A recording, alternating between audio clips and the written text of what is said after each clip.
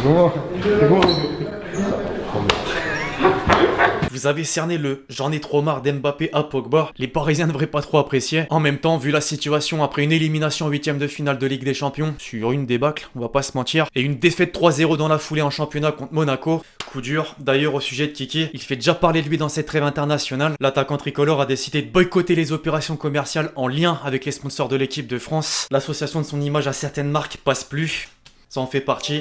L'équipe, j'espère que vous allez bien aujourd'hui, une nouvelle vidéo particulière. La saison se dirige vers sa dernière ligne droite, mais on entre dans une période où la prochaine se prépare sur plusieurs angles, dont les maillots. De première fuite ont fait apparition, et le but est de les voir ensemble avant officialisation. Les équipementiers surprennent déjà, je vais pas en dire plus. Au moment où je tourne cette vidéo, ce soir, l'équipe de France va jouer son premier match contre la Côte d'Ivoire. On prêtera forcément attention à Klos qui a des chances de jouer ses premières minutes sous le maillot bleu. Vous le sentez comment, pronostiquement parlant? En tout cas, si vous êtes convaincu d'un résultat, mes prochaines paroles vont pas trop plaire à Mbappé. Les amis, je rappelle que Betclic double toujours son offre de bienvenue. Vous avez pas 100, mais 200 € offerts sur le premier pari avec le code LEXCITY. Par contre, une chose est sûre et je le répète souvent, faites très attention aux risques et il faut être majeur bien évidemment. Pensez au passage à lâcher votre meilleur pouce levé. On va se fixer un objectif de 5000 likes. Merci vraiment à tous ceux qui le feront, vous êtes les boss. Parmi les premières fuites dévoilées par Footy Headlines, comme à son habitude, le Paris Saint-Germain a d'abord attiré l'attention. La saison prochaine, le club de la capitale devrait jouer ses matchs à domicile avec un maillot qui marque le retour de la bande Echter. Elle était abandonnée pour l'exercice en cours et reprend les couleurs traditionnelles mais de manière inversée. Dessus, Nike a décidé d'y placer les logos verticalement de la même manière que Puma sur les sorts actuels de ses partenaires. Vous aurez remarqué que le sponsor Accor est absent pour la simple et unique raison que le partenariat conclu en 2019 d'une durée de 3 ans est susceptible de prendre fin. On peut néanmoins se faire une idée de l'apparence potentielle, en particulier grâce à un graphiste qui a directement reproduit le design présenté en ajoutant l'élément manquant. Le site célèbre a également divulgué la tunique extérieure conçue pour la première fois par Jordan, le gris figurant en prédominance accompagné d'une fine bande centrale noire qui s'estompe à l'approche du fameux hall. Mais parisiens,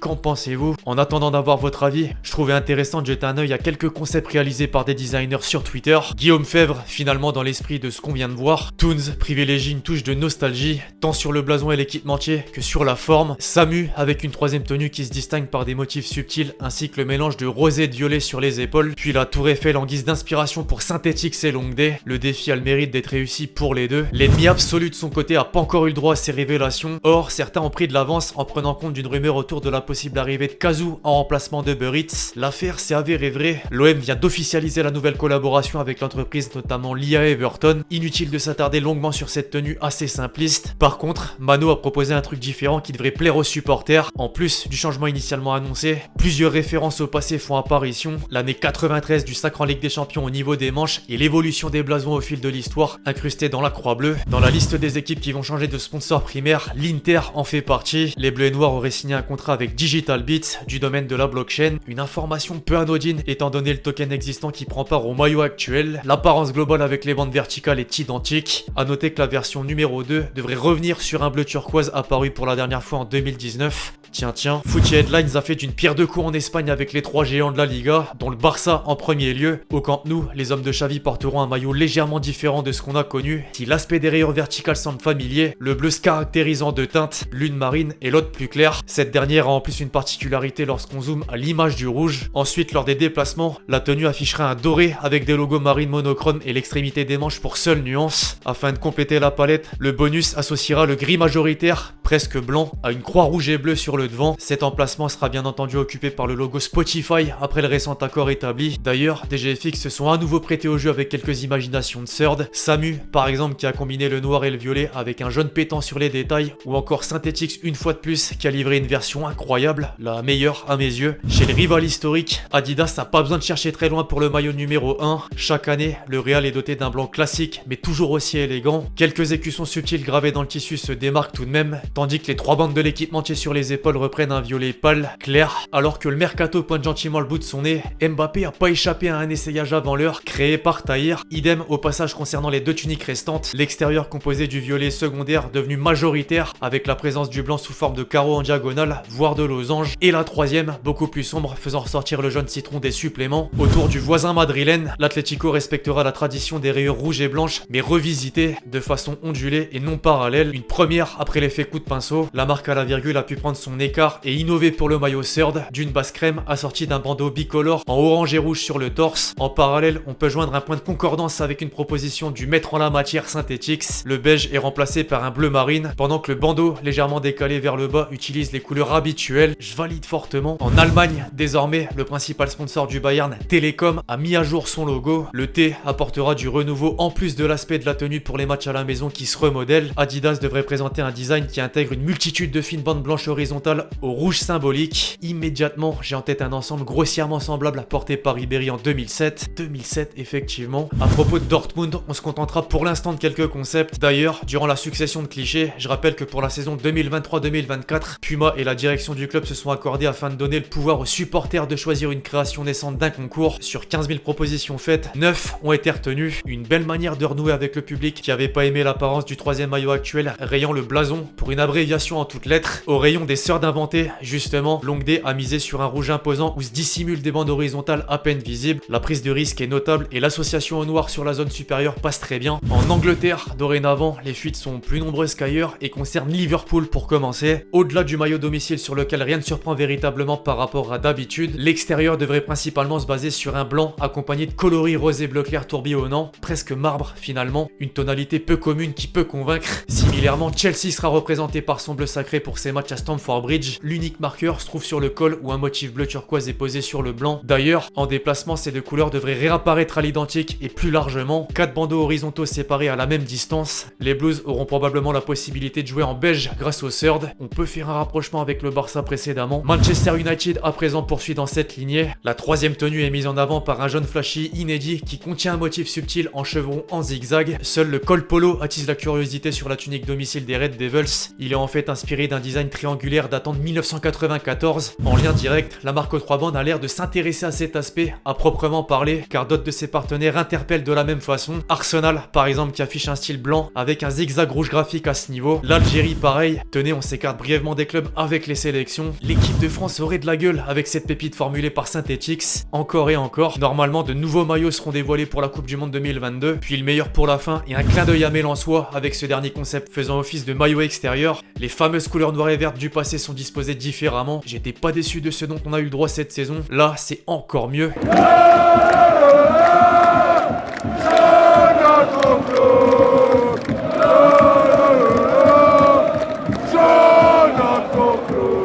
Bref, l'équipe, j'espère vraiment que ce premier épisode sur les nouveaux maillots des grands clubs européens vous a plu. Je compte sur vous si c'est le cas pour lâcher votre meilleur pouce levé. N'hésitez pas à aller suivre tous les designers qui sont passés dans cette vidéo pour leur travail. Je mettrai bien évidemment les liens en description. D'ici là, on se retrouve très vite sur la chaîne pour de nouvelles vidéos. C'était LexG. Ciao.